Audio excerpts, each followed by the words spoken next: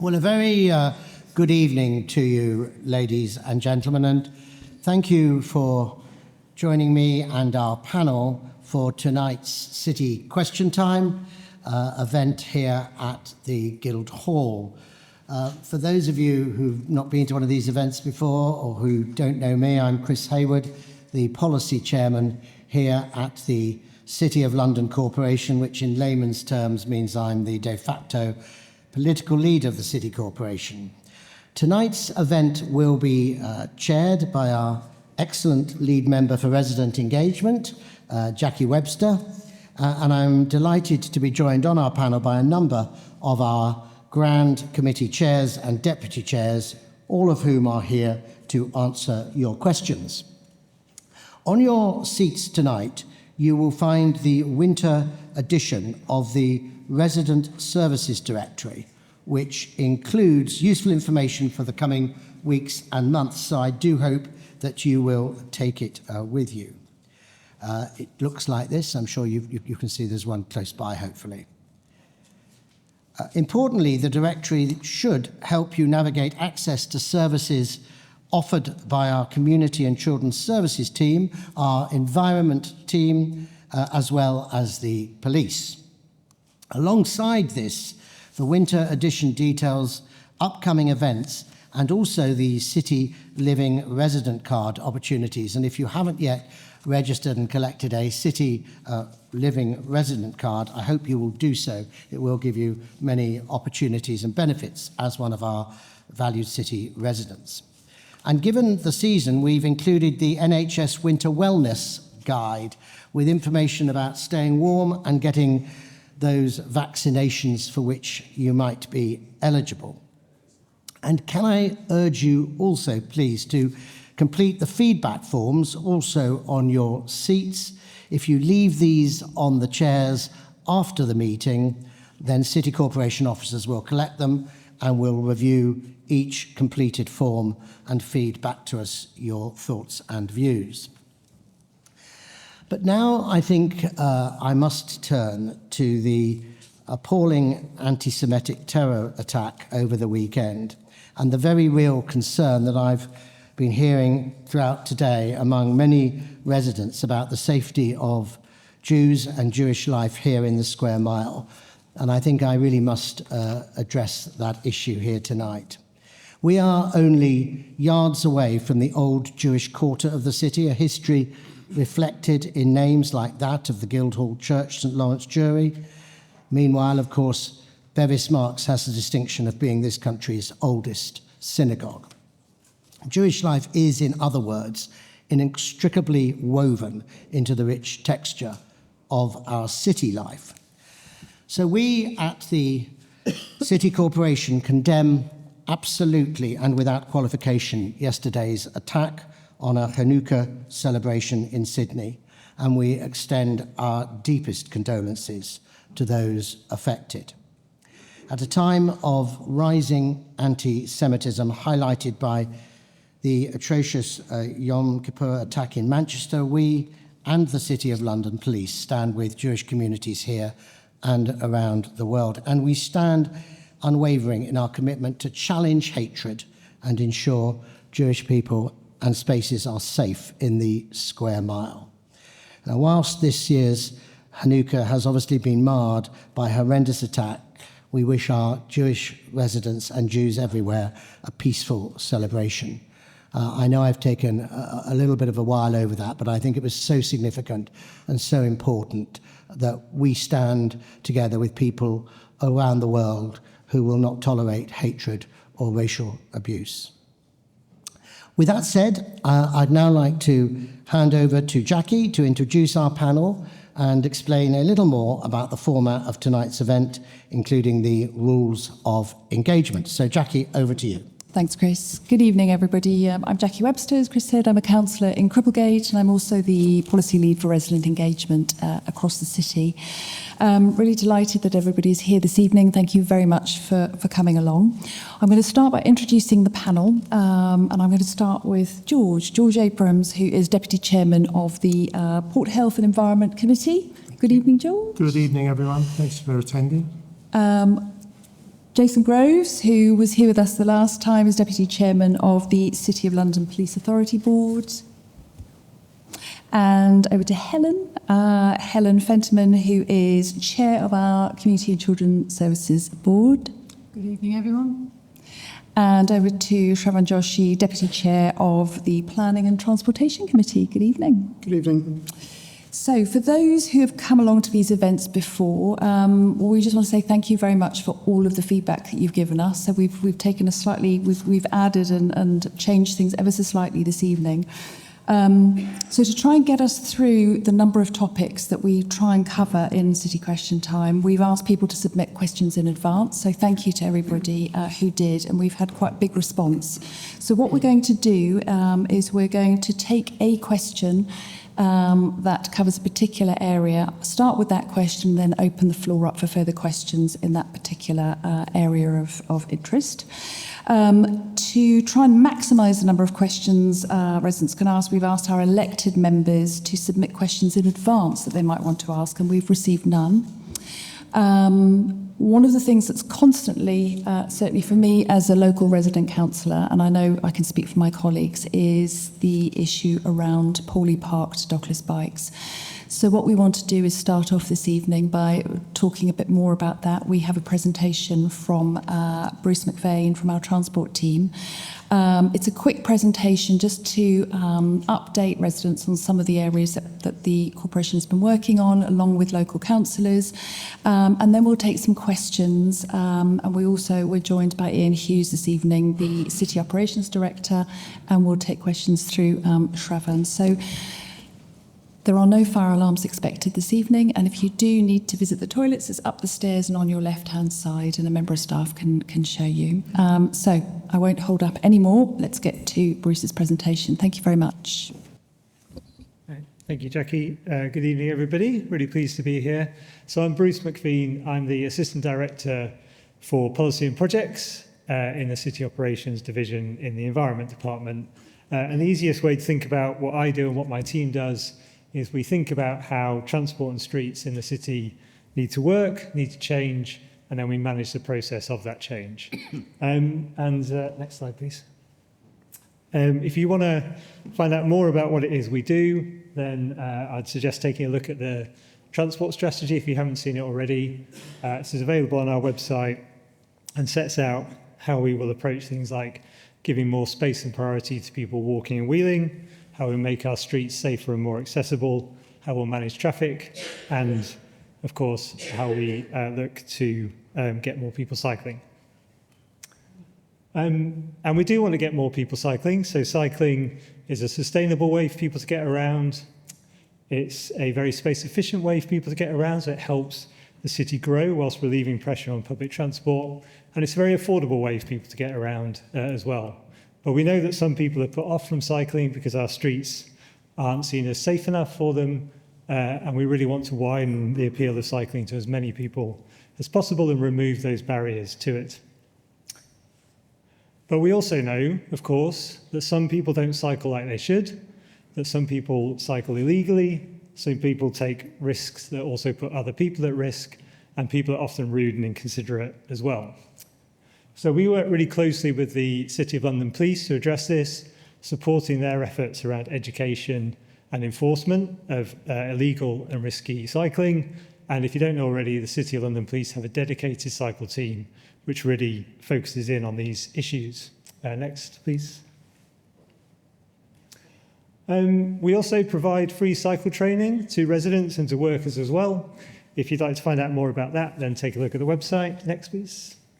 And we've just launched a cargo bike share scheme with a company called Our Bike.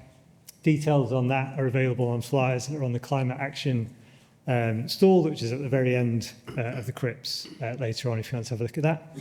And then finally, of course, we work really closely with the boroughs, with TfL, with London councils, to share best practice and to discuss common issues, including the management of dockless bikes, which I'll come on to in a second. And each year we host here at the Livery Hall an annual walking, wheeling and cycling conference in partnership with Hackney to share best practice, to share ideas, and that includes hearing from people around the world on what they're doing as well. So specifically on dockless bikes, some of you might have seen that Lyme and Forest are here. They've got stalls again in the crypts if you want to talk to them later directly. Those are our two operators that we have agreements with to operate in the city. There are other operators in London which we don't have agreements with. They largely keep their bikes out of the city for it.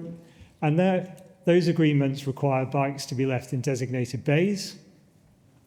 They require those operators to charge their users if they leave bikes outside of those bays, and they require operators to respond within 90 minutes to complaints or requests for bikes to be removed. Next. And to help them with that, we've installed 120 dockless bike and e-scooter bays across the city, which is space for about 1,200 bikes. And we also have, and some of you might have used it, a dedicated web form so that if you want to report an issue, you can use that. That means we get to see those issues and know what's happening, but it also means that those are escalated to the operators and dealt with in the same way as they would be if they were emails from us, for example. Now, that's not enough, I know that, and I can see some people shaking their heads already.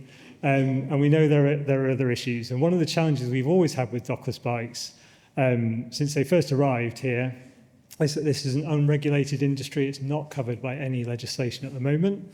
But fortunately, we have legislation going through Parliament at the moment, which is the devolution bill, which includes powers that will allow TfL as the Strategic Transport Authority for London to license operators. And that's something we've been asking for a very long time, and I'm really pleased that it's coming. We're working with TfL and London councils to prepare for that. And we'll continue to work with the operators, both Lyme and Forest and other operators in London, to ensure and improve compliance with our parking requirements and their management of bays as well. And we're also installing more capacity as well with another 170 spaces for bikes and dockless and e-scooters coming early in the new year. And we're also sharing data, getting them to share their data with them so we can monitor their performance as well.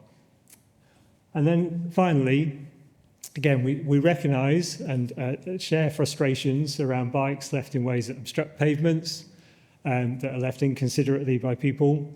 So in January, we're going to be repeating an exercise which we did earlier this year, which is to remove bikes off the streets over a focused period with the aim of improving compliance. And that will be a precursor to a trial of an ongoing approach, which will see us issuing penalties to operators if they don't respond to requests to remove bikes within the allotted timeframes for that. And that's very much focused on the priority for us, which is getting those bikes off the streets in a timely manner. That is our priority, is removing those obstructions. This isn't just an income-generating opportunity or a headline-grabbing opportunity. And we really hope that that trial will prove successful, both in terms of improving compliance by users of dockless bikes, but also ensuring that the operators are proactively removing bikes without the need for us or for you to raise issues and complaints for it. And then finally, if you want to find out more about what we're doing around cycling, including dockless cycles, then please do take a look at the website and you can find out more there. And I think Shravan's going to take the questions. So, thank you. Thank you very much. Thank you, Bruce. Do we have any questions? I think my mic's died, but that's all right. Maybe I can shout. Right. We have a question over there. Thanks, Grace. Thank you. I have to speak local. Have you considered dedicating special, or rather, any particular streets just to cyclists? I mean, cycling in traffic is quite nerve-wracking, but if we had dedicated streets, perhaps it would help. Have you considered it? Thank you. Certainly, I mean, we have a healthy streets plan for various parts of the square mile, and certainly in those we put walking and wheeling. We class cycling as part of the wheeling aspect of this, and they have priority over vehicular traffic. And so we certainly do put that into place where we know there's congestion of people and we want to promote safer transport. It is difficult because we do need to make sure that the city can get serviced by vehicular traffic, and that's still important that we have that accessibility point.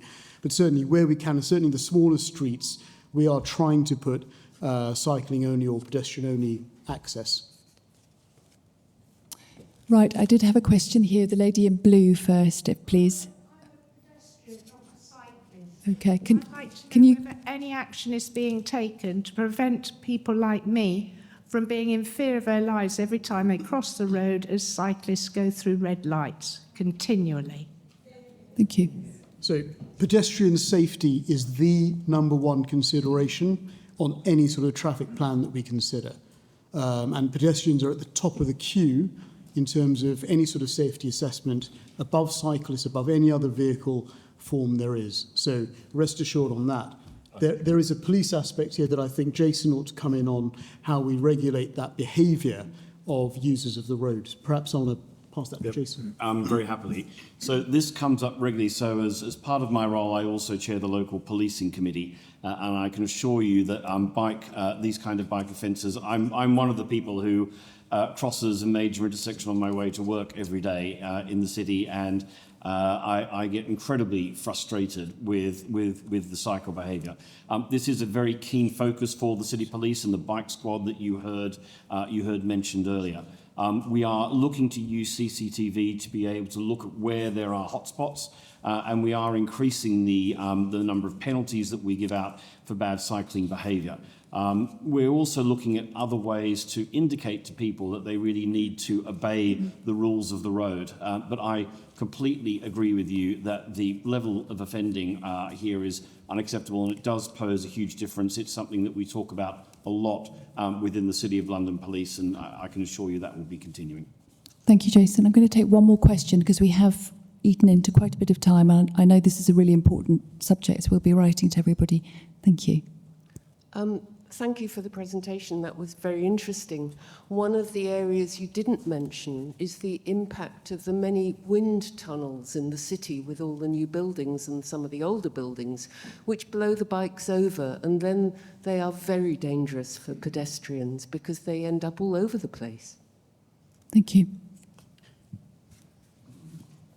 Yes, I mean, I don't think there's much we can do to control the wind in the square mile, but certainly where we see errant cycles laid across pedestrian ways or even on the road, there is a reporting service. And I actually wanted to highlight that there is a city reporting service as well. We have a web form, it's very, very easy to fill in, and we encourage people to come through that route and report any sort of errant bicycles, because we can then pass that onto the operators, and we can monitor how quickly they're responding to that. So I would certainly encourage the use of that form.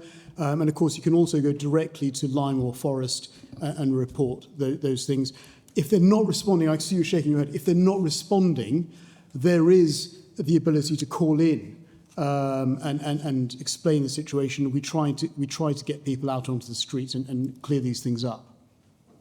Okay, thank you, Shravan. I'm going to move on to the next subject area. So I'm going to start, as I said, with a question that we've had in from a resident. And the first question I've got is from Shirley. Shirley, are you here this evening? There you are. Would you like to ask your question? Right. Thank you. We'll get a mic to you. Thank you. Thank you very much. And also thank you for reminding me what my question was in September. For residents who are unable to attend Guildhall, either housebound or have limited mobility, will the corporation consider commissioning a variety of services? So here's some ideas. A wheelchair service in each estate or area of the city, healthy meals on wheels, long-term befriending, and perhaps a shopping service. Thank you. I'm going to ask Helen Fenterman to answer that question, Shelley. Thank you. Oh, sorry, I've got them. Thank you, and thank you very much, Shirley. And I think it is a really important question, and it's a really important topic. We Within the city, we have absolutely outstanding adult social care services, and that includes an occupational therapy services. So when the problem is to do with mobility and people not being physically able to leave their homes and join in this activity and many other activities in the city, there are some very practical things that we can do to help.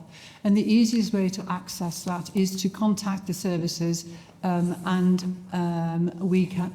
sorry, I don't recall the contact phone number, but nevertheless, we can certainly make sure that that is available to everybody, so that if you can contact social services, refer yourself for an occupational therapy assessment, and one would hope that mobility problems can be facilitated in that way. But of course, it's not always to do with mobility, it's often to do with people feeling emotionally, psychologically unable to leave their homes, and they need some support to do that. And I think a lot of people I've seen have got a copy of the City Living booklet. There's also a summary of it that's suddenly arrived in my door over the weekend. And in it are listed a whole host of services, befriending services, community pharmacy, mental health crisis support, City Connections, Befriending, Age UK operates services for people at home. There is a long list of those, and those numbers and contact details are in here. Now, I'm not suggesting that all of these services or any of these services will be appropriate for everybody who has a problem. The important thing is to make a contact, to contact one of these services, to contact our social services or occupational therapy services, and there will be support. There will be, if it's not them, they will help you make contact with the services that are most relevant and can help you the most. So without listing them all, because there are a lot, please, I would urge people to access them. One that I would make mention of, though, are our community libraries. There's a library in the Barbican Estate, there's a library in Port Sauconwood, in the Artisan, the Shoelay Library. There are a whole host of libraries. They are always places of contact, and there are staff in those libraries who, again, can help signpost people to services that could be supportive. So please, it's a tricky one. If somebody's feeling so isolated they feel they can't get across the doorstep, please make contact or point people to the services here, and they are there to help those people. Thank you. Thank you, Helen. I'm going to open up now for further questions relating to community and children's services, which is quite a wide remit. So do we have any other questions, either in relation to that?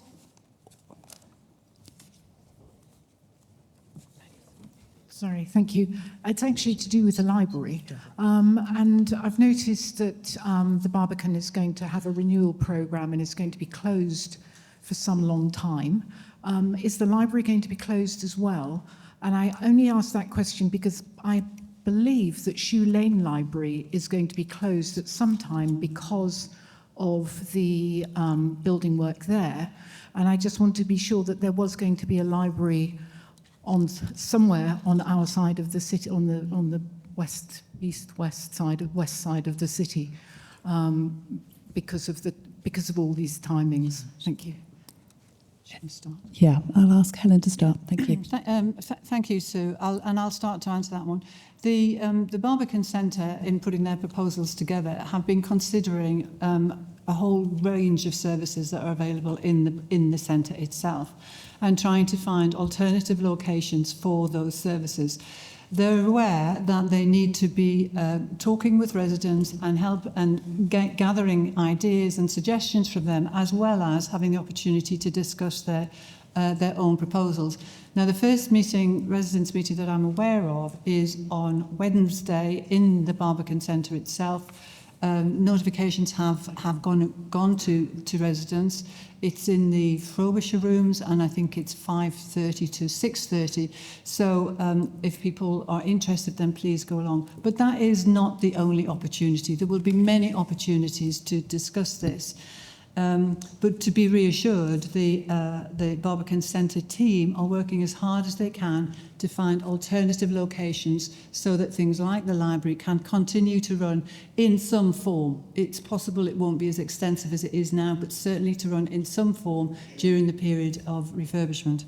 If I might take the opportunity to go back, Siobhan has just pointed out to me that the contact details and phone numbers are actually on page 14 and 15 of this leaflet, so it's there for you.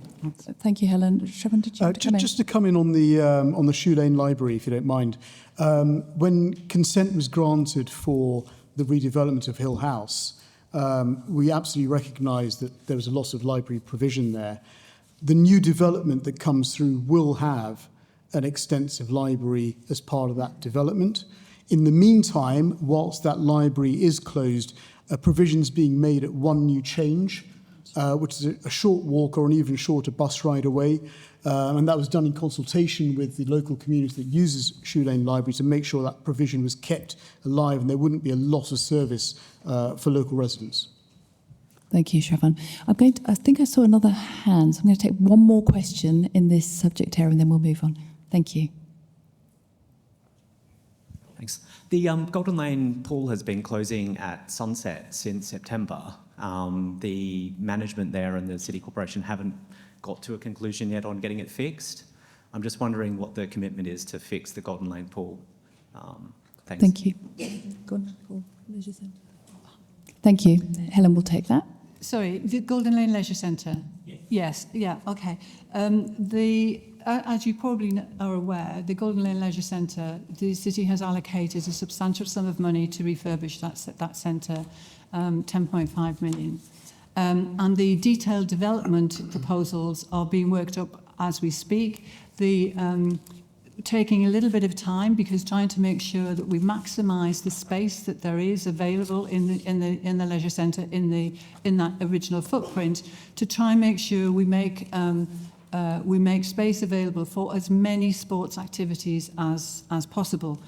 It will need to close for a period of time, but we're not at the point of being able to say specifically when that will be yet. But it will need to. The question was actually about it being closed early now, not in a year's time. So sorry, I couldn't hear your question properly. So as it stands, the lighting at Golden Lane Pool failed. And the air handling unit has failed, and the pool cover has failed. So the combination of those three things means that the pool is now closing at sunset, which is currently like 3 o'clock. So there are about 200 children who aren't swimming anymore because the pool is now shut when they're finished school. And it's been 3 months. Sorry, I have heard the problem now, the swimming pool, yeah. We are aware that there have been some difficulties with the swimming pool, and as you said, there have been a number of reasons for closures far more frequently than we would like. We have talked to Fusion, who are obviously, as you know, the providers of the service at the moment, and asked them to try to make sure that when it's a staffing issue, that they draw staff in from other locations to help support the pool. Our view is that it's so important for children and others to have access to a whole range of physical activities, and swimming for children is a key one of those activities. So we are as disappointed as you are when we hear that the pool has had to close, but the officers are working with Fusion to try and find alternatives to try and keep the pool open as much as possible. But I can't promise that means it's going to be open every time that it should be, or we expect it to be open, but to try and make it better than it has been. Thank you, Helen. I'm going to move us on now to the next question. And we've had a question in from Anne. This relates to planning. Unfortunately, Anne isn't here, but John Mark has kindly offered to ask that question on her behalf. So if we could start with this question, and then we'll open the floor. Thank you. Okay. So Anne's question is, how can you prove the need for more office space, and how much of the office space is unoccupied? Thank you. I'm going to pass it to Shravan. Thank you. So when we start to formulate any sort of city plan or forward-looking plan, we have to submit that plan to the Secretary of State and the Chief Inspector for their review. When we do that, we have to have an evidence base behind it. that backs up any sort of policy or strategy that we want to adopt for the future. And so in this instance, what we've done is we've worked with Arrow and Knight Frank to come up with a future city needs assessment, which is based on population dynamics from the Greater London Authority. It's based on expected economic growth across London that's gotten from government statistics.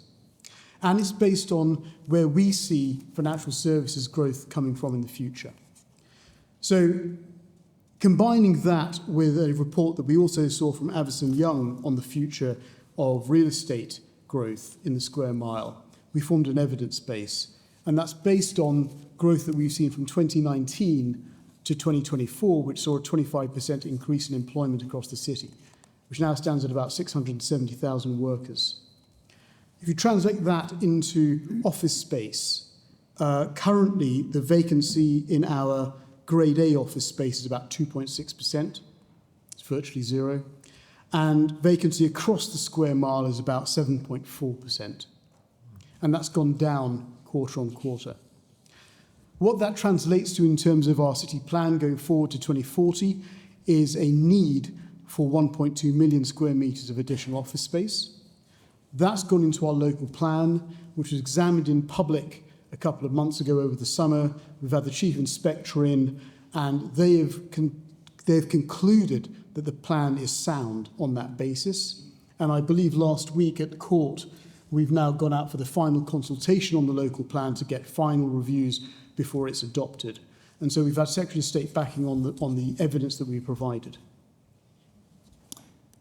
Thank you, Shravan. I'm going to open up. There's a question over there, and I know there was a question here as well. Yeah, so we've got one here. Thank you. Next one here. Ian Burley, the Tudor Roads Court Residents Association. Hello, Ian. With the city plan for 2040, it's very light on provision for residents. Why is there no supplementary planning document for residents? Thank you for the question. I'm going to hand to Shravan. There is quite, I mean, I think there are in total 6 or 8 chapters that form the local plan. Residential amenity is one of the chapters in the local plan. It is a critical element of the city plan. And if you look at where we've identified the need for potential further residential growth, it's identified in the plan. We also have to abide by the national planning framework policies that are issued by central government. We also have to comply with GLA quotas on housing provision in the city, and all of that is contained within the local plan. We've also identified buffer areas where current residential areas are, where future residential sites could sit within the city, and that's all contained within the plan. And that's all, again, been examined in public and has been through scrutiny by the Secretary of State. Thank you very much. I know we have a question here. Thank you. Hello. Oh, sorry. We had a question here as well. We'll take your question, but can we come to the front here, 3rd row in? Thank you as well. Thank you. Thank you. Just on planning process and so on, I wanted to raise the issue of the building proposed at 1 Silk Street. It's going to be a very large office building. And I think to date there's well over 1,000 comments made on the city portal, inviting comments from individuals, organisations, or anyone who's interested. And of course, because of its likely impact on the Barbican, a great deal of commentary. And I think of the over 1,000 comments made so far, I think only about 5 have been either neutral or in favour. The others have expressed a degree of concern about one or another aspect of the proposed building. And what I want to ask really was, well, what happens to those comments? To what extent do you take them into account or give feedback, or, as a process question, really. Thank you. Thank you. Shravan. Sure.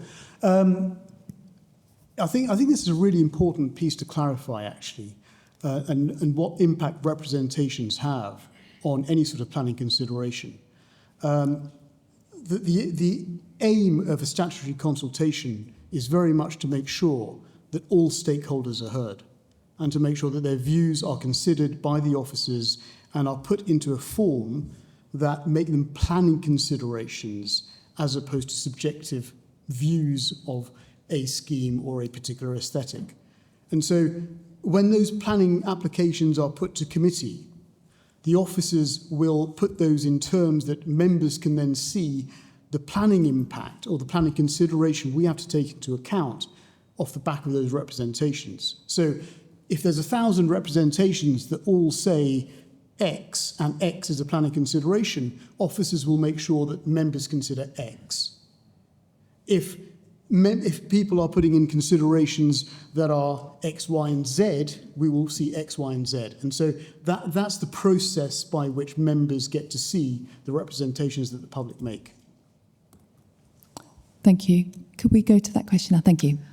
Yes, we live on Creechurch Lane and Berry Street is off it.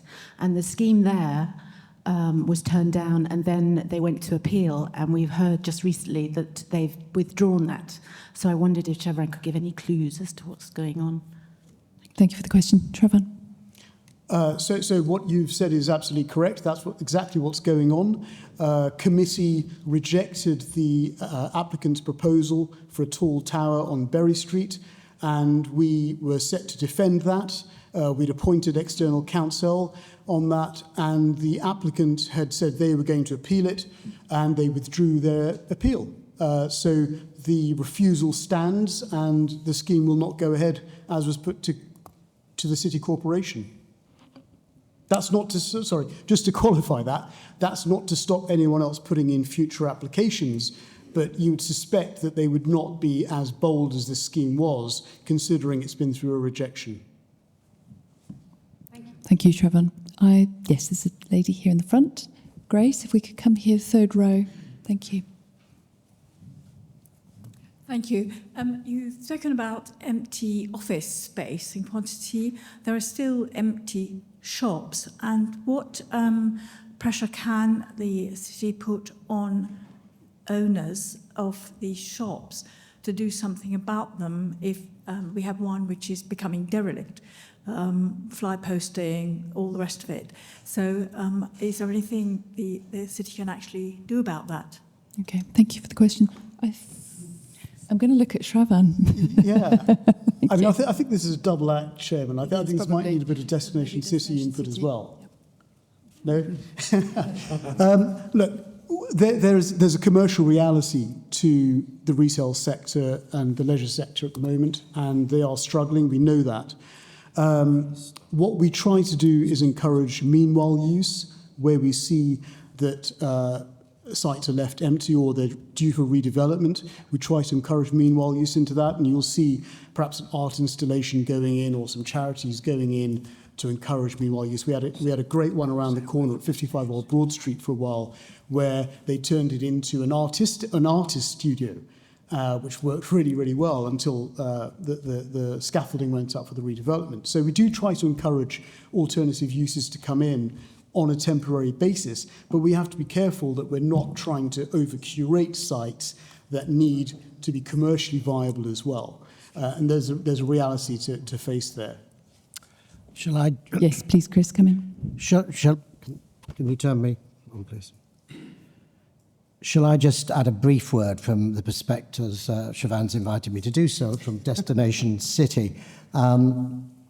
Look, I hear the point you're making, and it's clearly correct and right, but we've actually got away quite lightly since COVID compared to many other towns and cities around the country. And one of the reasons we've done that is because when we introduced Destination City, when I first became policy chairman, it was all about creating new footfall and new spend for the city on the back of COVID.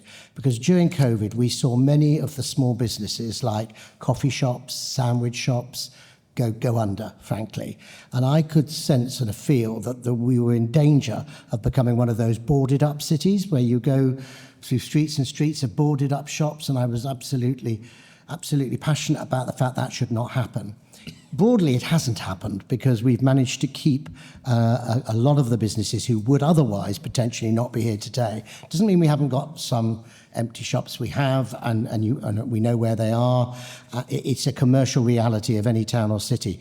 But I tell you, as I travel around the United Kingdom, which I do quite a bit in this role, I do see towns and cities where there are just rows and rows and rows of blocked up shops, boarded up shops. I'm just very glad that the city is not one of those. Thank you, Chris. Could we come over here? Thank you. Thanks. Thank you. Just coming back to the Silk Street planning application in relation to the city plan, of those over 1,000 objections, we have a very strong sense that a lot of those are to do with what's going to be a really devastating impact on daylight and sunlight for hundreds of people in their flats. And that's caused because what's proposed is blatantly a very tall building that, in relation to your city plan, sits well outside the designated area that you've allocated as being appropriate for defined as tall buildings. And people are just mystified by how something can be, a proposal can go in that is outside of that zone. It's 63% bigger than the current building, and it's going to have a devastating impact on people's residential amenity due to daylight and sunlight. Thank you. Shravan? Sure. So I've got to be a bit careful because there is an active planning application in the system. So I can't talk about specifics, but what I will say is we have very, very clear policies that are laid out not just in the local plan, but already exist in SPDs on protection of daylight and sunlight, especially for residents. And those considerations are current policy, and we would expect developers to comply with those policies. And if they don't, that will be in the reports that the members see, and we will consider those impacts and the effect of those impacts. We've encouraged all developers, not just the developer for Silk Street. We always encourage developers to have meaningful and early engagement with all stakeholders, not just residents, all stakeholders, to make sure that those voices are heard, so that as they're forming their submissions, as they're forming and delivering those planning applications to the corporation, that those voices are reflected in the final development. And I continue to have that conversation with the developer for One Silk Street to say that they should engage actively with the residents to make sure those voices are heard. You may. Yes, very briefly, because we do need to move on. I think we would feel that we've been trying to engage constructively with them for the last 2 to 3 years.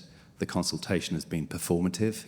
The proposals have got progressively bigger through that process, and they have ignored the fundamental issue that it's a building that is too tall and too bulky outside of that zone.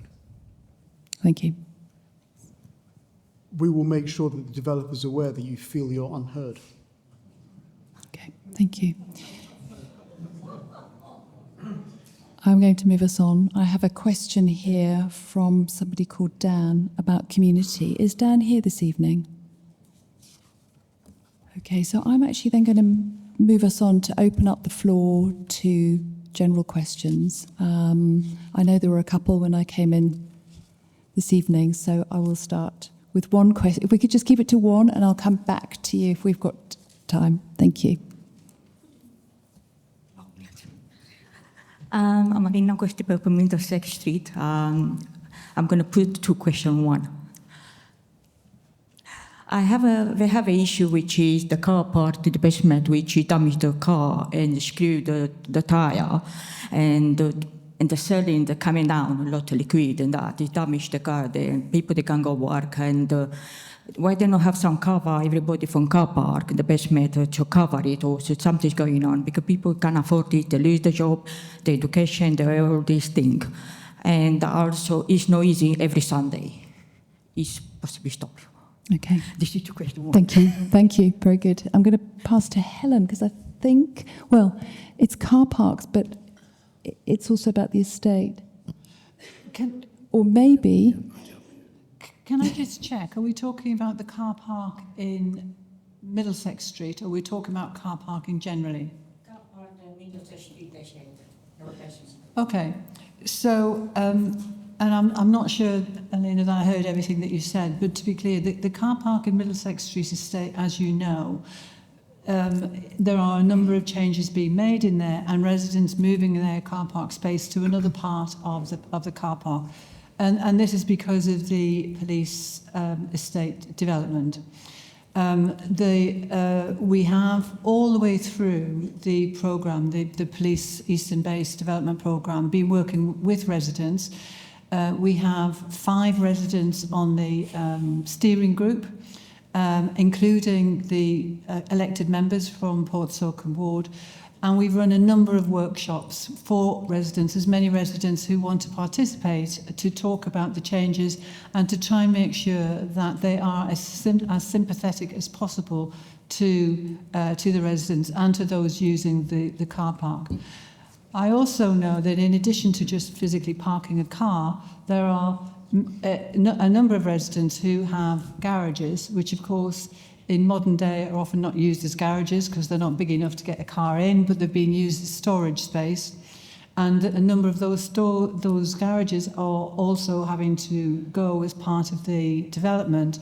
And officers and the estate staff have been working with individual residents, identifying where change needs to happen, when the stores need to be empty, and to help people either find alternative storage or to dispose of unwanted items, or to help people move them into their accommodation should they wish to keep them. So there are a number of changes.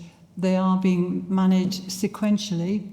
And if there are still people with particular problems or feel that their new space is not suitable for their needs, then please either let the elected members know, the estate office know, or tell me, and we'll try and see if we can help. I'm not sure if I've covered your specific point. The question is, it's okay with the car park is with the resident that park the car. The problem is damage. You know, people you get on the floor and the eye go flat. So car damage, come to the ceiling, coming down, liquid or painting and they car.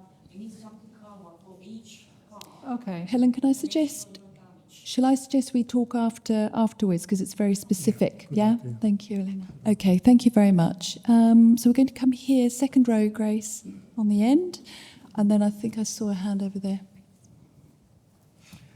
Thank you, Chair. I have a question for the Chair of P&R. At the Court of Common Council last week, the Chair of P&R, in opening the discussion about the Council's social housing stock, said repairs were needed to windows, roofing, fire safety and electrical equipment, and that repairs to these estates had been neglected over a long period of time. If we substituted the Barbican residential estate for social housing, we would identify the same repair needs and the same neglect over a long period of time.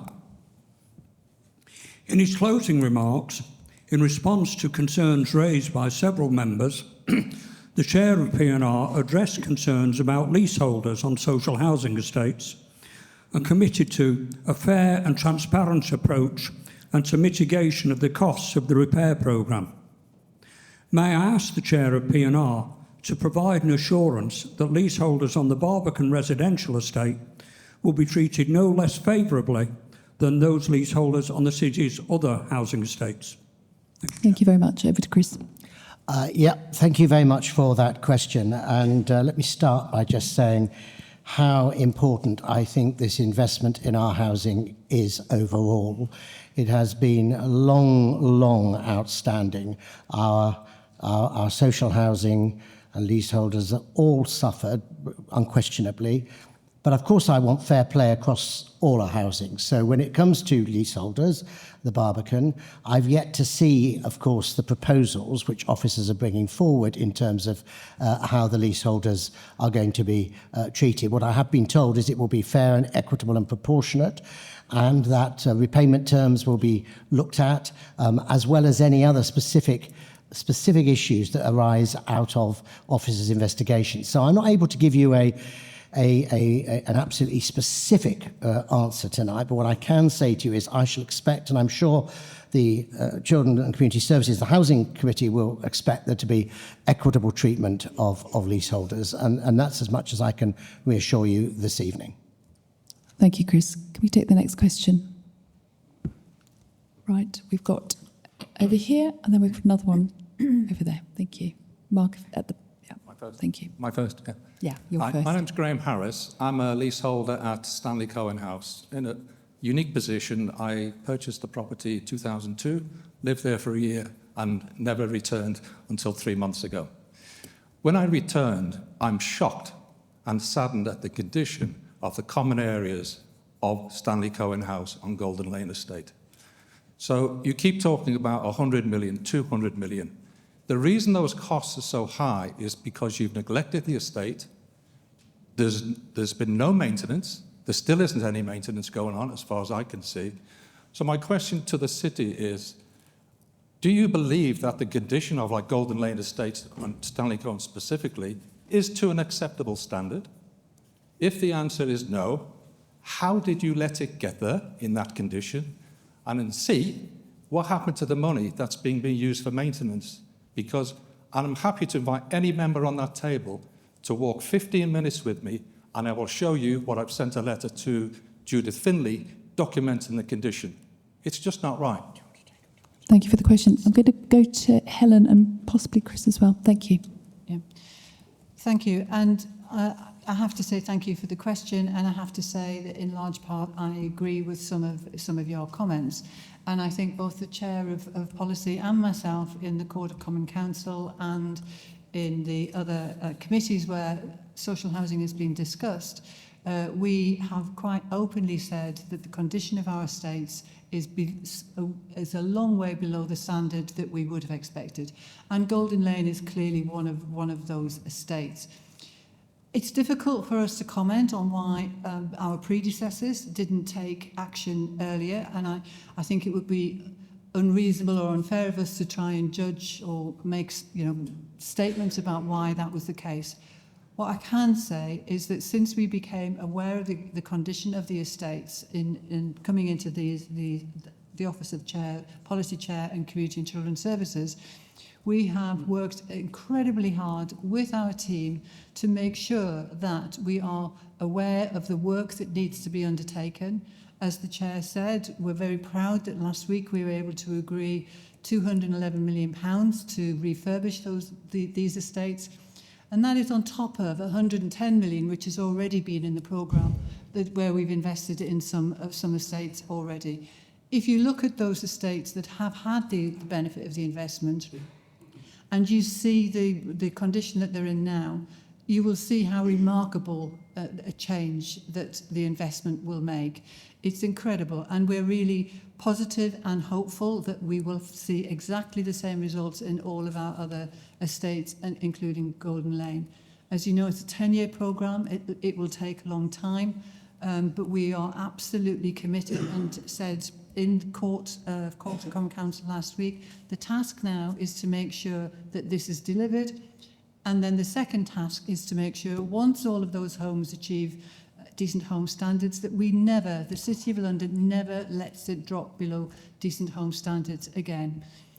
You will hold us to account for that, I'm absolutely sure, and we will hold officers to account to make sure that we do deliver on this programme. My request to you, sorry, before the next question, my request to you is don't confuse the major works programme with general maintenance. Yeah, because what's happening is you keep talking about 200 million and the overall works, and it's fine, and we work with the various teams to discuss that.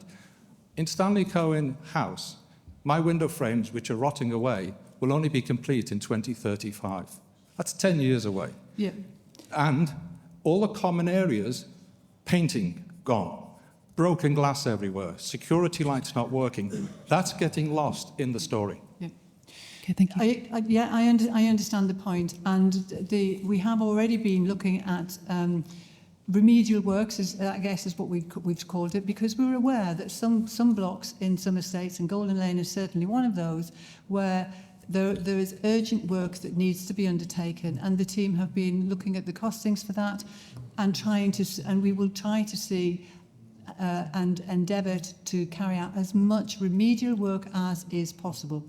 However, we are also quite clear that we can't spend good money after bad. So where work is going to happen on the estate, it would not make sense for us in the next year or so to do very much remedial work, because the nature of the scale of the refurbishment that has to be undertaken, we would be undoing what good we might do in the short term. But blocks such as yours that have to wait towards the end of the programme, the team are already assessing what is possible, and we will do as much of that as we can to try and, I can't say stop any deterioration, but to at least make your home more comfortable whilst you're waiting for the substantial work. Thank you. Thank you. On the performance, because that's what seems to be happening. Yeah. 3 months, it can't even change light thoughts on security. Thank you. Thank you. Fine, thank you for telling us. Can we go to the next question? I'm afraid this is going to be the last question because we have 4 minutes left. So if we could make this the last question, there will be an opportunity to talk to people afterwards. And of course, you can always email your ward councillors as well with questions. Yeah, I'm a resident of the Barbican estate for about slightly over 50 years. And I've been on the Common Council both for a residential ward and a business ward. That's my background. My question is more to do with security and civil defence. As the prospect of some form of aggression with Russia moves closer, particularly as we seem to have taken their assets with a view to using them to finance the war by Ukraine, what provision has the Corporation of London considered in terms of building or re-equipping spaces as shelters for the population in the event we have a full-scale war? Thank you for the question. I'm going to pass that to Jason. If you could be very brief, please. I would thank you, Jackie, but I'm not quite sure.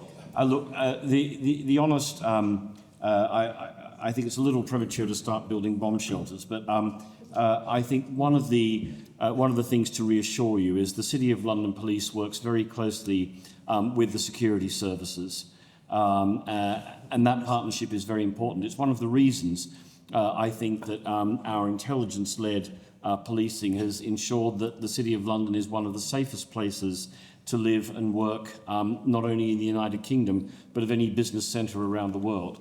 And we very much value the relationship that we have with the National Crime Agency, the National Cybersecurity Centre, and other such organisations. It's one of the reasons Chris talked about the Hanukkah attack. Within a couple of hours of that happening, I was emailing Commander Khan, who those who were here at the last meeting will have seen Commander Khan. And very soon after that, I had a very detailed briefing from him about the implications of that. And you've heard Chris talk about the security that the City of London Police will have at Hanukkah events. I can assure you that we have very close relationships. We will keep a watching eye, and we are very much led by government and the security services in how we prepare city resilience for major incidents. Thank you, Jason. We are coming to a close now, but I'm conscious that George hasn't had a question this evening, so it wouldn't be fair to end question time with 1 minute to hear from George, sort of headlines from our Port Health and Environment Committee. Thank you. Thank you, Chairman. Yeah, I did feel left out, but what I will say is that, first and foremost, thank you all for attending, and I'm going to go away from this meeting far richer than when I came, because you've been very articulate, Graham, with your questions and questions over there. And what I want to assure you, that I've been on Common Council now for a number of years. In that time, I've seen an absolute sea change of members of the Common Council, some of which are sitting in this room today, and I can assure you they will hold our officers and the chairman and deputy chairman's feet to the fire to get the stakeholders, and I mean you in this room, to achieve what you want us to achieve.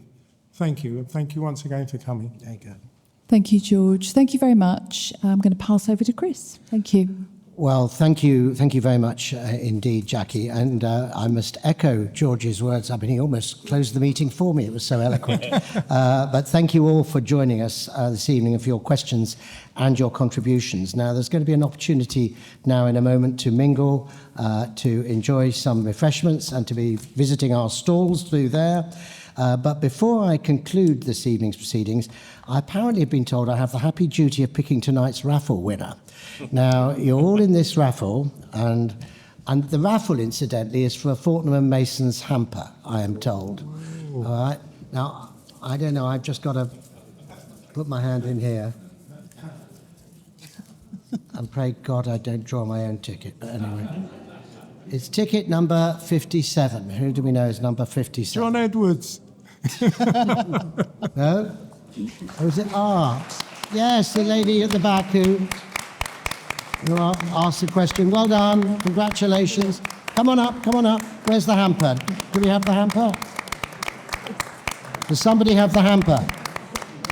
Jen, where's the hamper? They've run to get it. Now we've said we've got a hamper for you. We want to give you the hamper. It's being fetched. I'll take your number. Well done. Thank you. Just hold on a sec. Have we got it? Oh, it's next door. Yeah. Oh, there it is. Oh, wait a minute. Got it. Here it is. There you are. Well done. Congratulations. So let me just, in congratulating you for winning the hamper, let me just in closing wish you all a very happy holiday season and a very Merry Christmas. And when it comes to it, hopefully a joyful new year. We live in tumultuous times geopolitically and across the world. But let's pray for peace in the new year. And I look forward to seeing you all again on the 2nd of February next year. Yes, put that date in your diaries now, the 2nd of February next year for our next City Question Time. Thank you very much indeed. Well done, Jackie. Well done, George.